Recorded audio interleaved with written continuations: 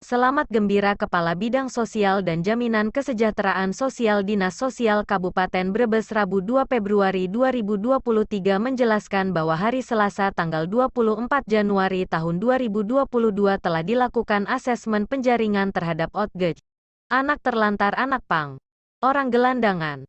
Setelah itu semua yang terjaring dibawa ke rumah singgah di Desa Janegara Kecamatan Jatibarang Kabupaten Brebes.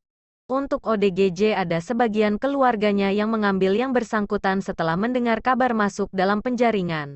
Ungkap Selamat Gembira.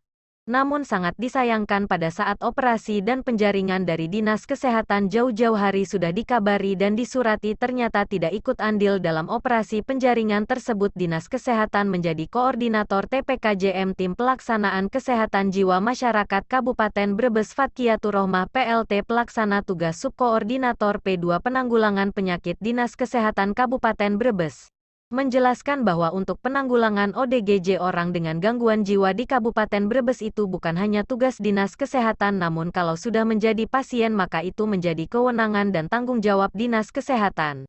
Ujarnya, seandainya masih baru dalam kondisi gangguan kejiwaan dan masih di jalan itu menjadi tanggung jawab bersama dinas terkait yang masuk dalam TPKJM Kabupaten Brebes. Selain itu juga karena keterbatasan dari anggota Dinas Kesehatan yang hanya berjumlah 4 orang. Sementara anggota BLUD atau dari Puskesmas juga terbatas untuk menangani penyakit menular lainnya yang ada di Puskesmas. Terangnya, Pak Selamat Gembira, Sarjana Hukum, selaku Kabid Jaminan dan Rehabilitasi Sosial di Dinas Sosial Kabupaten Brebes. Nah, mengenai anggaran 2023 untuk asesmen ODGJ, berapa jumlahnya, Pak? Untuk anggaran tahun 2023 ini kami dapat alokasi sekitar 50 juta untuk melakukan razia dan penjaringan PJOT dan orang gila di Kabupaten Brebes. Iya, itu udah berapa kali kegiatan? Kegiatan baru kami laksanakan satu kali kemarin pada tanggal 24 Januari. Kami bekerja sama dengan Satpol PP, kemudian dari Polres Brebes menurunkan berarti kurang lebih ada sekitar 20 personil ke lapangan. Nah, berapa orang yang diamankan? Kemarin alhamdulillah kami mendapatkan PM sebanyak 31 orang. Operasi penjaringan itu kami asesmen di rumah singgah yang ada di Janegara. Nah, kemudian dari hasil asesmen yang kami peroleh, ini kami mendapatkan ada 9 ODGJ. 9 ODGJ. Kami asesmen lagi di Balai Rehabilitasi Jiwa Bina Lestari yang ada di Gubadu untuk memperoleh keterangan siapa keluarganya, alamatnya di mana. 9 ODGJ, anak pangnya berapa, Pak? Anak pang 7 orang. 7 orang. Kemudian anak jalanan 3 orang. 3 orang. Kemudian pengemis ada 4 orang. Orang terlantar ada 8 orang. Ya, total ada 31 PM yang kami dapatkan. Nah, informasinya untuk ODGJ itu pembinaannya atau dana ada di Dinas Kesehatan ya, Pak? Dinas Kesehatan. Itu Dinas Kesehatan waktu itu turun tangan nggak? Pada waktu kemarin kami tahun sebelumnya kami berkoordinasi bersurat ke Dinas Kesehatan, tapi tidak ada yang hadir untuk mendampingi kami karena bicara orang sakit jiwa ya ranahnya ada pada Dinas Kesehatan. Kami di kegiatan rehabilitasinya. Berarti sangat menyayangkan ya? Ya, kami sangat menyayangkan sekali fungsi peran dari DKK tidak bisa maksimal. Iya. Nah, sebenarnya untuk rumah singgah itu kan hanya untuk orang-orang terlantar ya. Ada katanya informasi rumah sakit jiwa yang di Kecipir. Sampai sekarang belum berfungsi. Itu harapannya gimana? Sekarang di Kecipir belum bisa beroperasi dengan maksimal. Ya karena mungkin sarplasnya kemudian SDM-nya juga masih harus dibenahi. Oh gitu. Oke. Harapannya? Harapan di 2023 ini kami dari jajaran Dinas Sosial Kabupaten Brebes berharap agar kinerja ya kolaborasi antara beberapa WD yang terkait dengan masalah kesehatan jiwa ini bisa maksimal. Ya. Hingga masyarakat tidak terkesan bahwa penanganan orang gila itu ada pada dinas sosial. Ya. Dan semestinya sesuai dengan SK Bupati ada pada dinas kesehatan. Ya. Kami pasca penanganan kesehatannya baru kami rehabilitasi. Itu yang penting. Ada kontak person untuk laporan ada ODGJ di pinggir jalan tuh orang telantar? Itu semestinya ada, karena terhitung 1 September 2022 kemarin rapat sudah disepakati antara Ketua Bluts Kabupaten Brebes, Dinas Kesehatan, dari Polres, dari TNI, kemudian dari Satpol PP, itu sudah jelas bahwa untuk penanganan kesehatan jiwa tingkat kecamatan, ya itu tanggung jawab ada pada puskesmas. Kemudian Satpol PP, kepolisian, TNI, dan kemudian juga TKSK serta pemerintahan desa setempat itu. Kemudian tingkat kabupaten ada pada dinas kesehatan. Oke. Fatkiatur Rahman. Fatkiatur Rahman di sini bidang apa Bu? Ibu Kabid kepala Kabit. apa Saya namanya? staf biasa. Oh, subkoordinator P2 Enggak, saya bukan? enggak subkor. Oh, Sukornya bukan. dulu Pak Johan. Tapi Oh, sekarang gitu. subkor kan enggak ada. Nggak ada, Saya jadi cuma dikasih tanggung jawab untuk jadi pengampu tugas-tugas subkor P2. oh begitu. Nah, mengenai TPKJM, Mm-mm. TPKJM itu nama singkatannya apa ya Bu? Tim pelaksana kesehatan masyarakat. Tim pelaksana kesehatan jiwa, Jiwa masyarakat. Nah, Iya. itu salah satunya adalah koordinatornya adalah Dinas Kesehatan ya. Iya, ketua harian untuk ketua pelaksana itu dinas kesehatan. Nah. Kita lihat lagi di SK-nya itu dari bulan tahun berapa Bu? tahun 2021. Nah, sekarang kan ada ya pejabat yang pindah atau yang sudah Ya itu pensiun. makanya itu kan mau kita adakan perubahan SK, Berarti perubahan lampiran SK ya Pak ya, mau kita ajukan. iya, sejak bulan apa itu terkendala itu? Ya kan kita kemarin itu pertamanya kita ngusulin itu sebenarnya 2020 itu sudah mulai kita mau bentuk TPKJM. Tapi begitu kita sudah maju mau rakor untuk menentukan itu, ternyata sudah ditentukan jadwalnya, akhirnya kita kan nggak boleh terkendala COVID kemarin. Langsung 2020 itu gagal.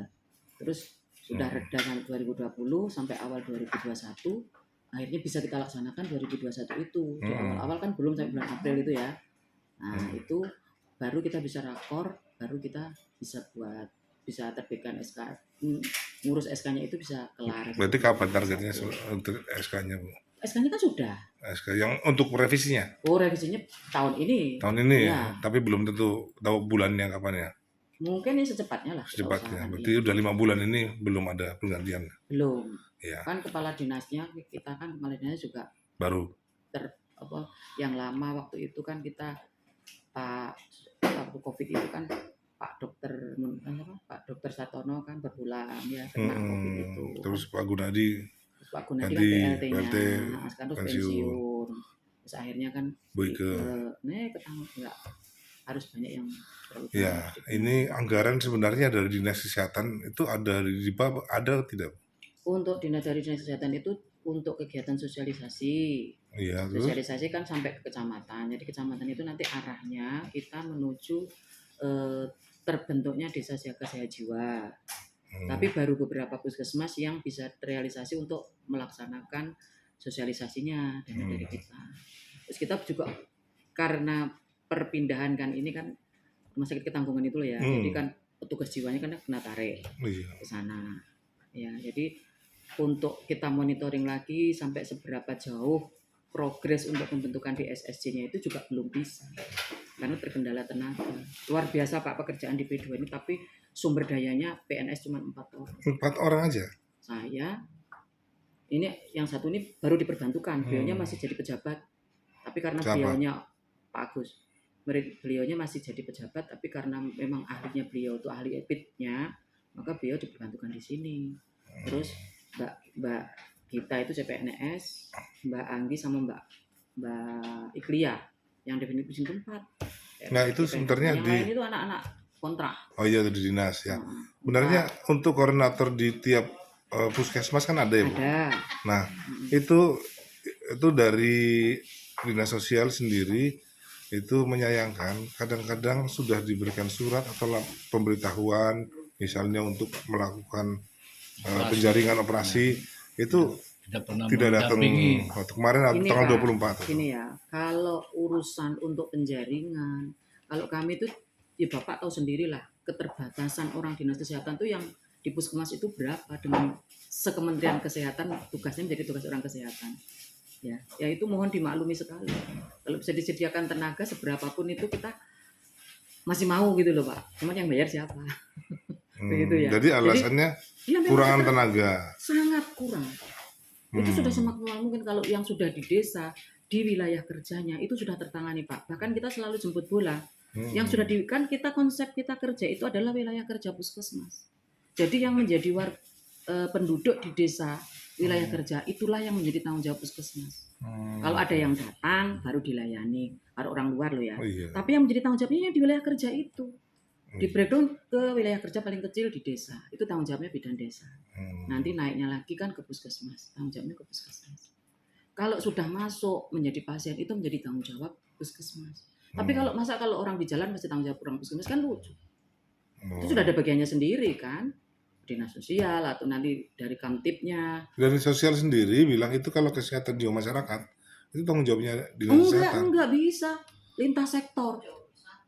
Ya, membuat orang kesehatan justru jadi penanggung jawab orang gila semua, ya lucu.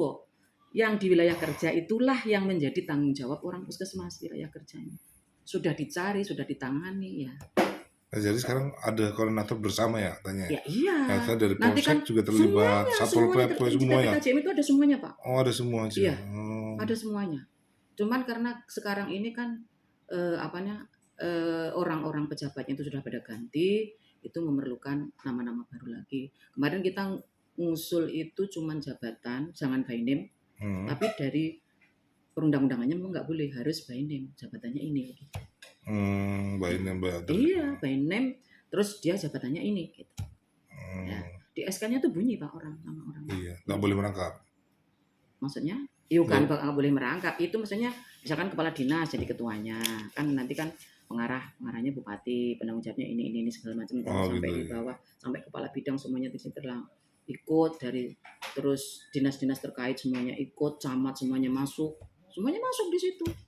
Ya sebenarnya kalau misalnya pada saat penjaringan itu tidak kewajiban dinas kesehatan untuk ikut ya. Enggak lah. Iya, padahal yang lain ngikut dari Polsek, dari Satpol PP ngikut, yang dinas kesehatan nggak ngikut sama sekali, kenapa? Ya mungkin karena keterbatasan tenaga itu tadi kalau saya melihatnya kan. Terutama itu. Terus maksudnya kalau sudah menjadi pasien di wilayah kerja itu menjadi tanggung jawab orang puskesmas dan pasti itu dilayani. Yang sudah kalau sebelum jadi pasien, ya misalnya maksudnya di desa ya nanti misalnya, nanti kan di kalau sudah masuk, kalau yang kurang di luar di jalanan ya masa kita yang harus tanggung jawab kan.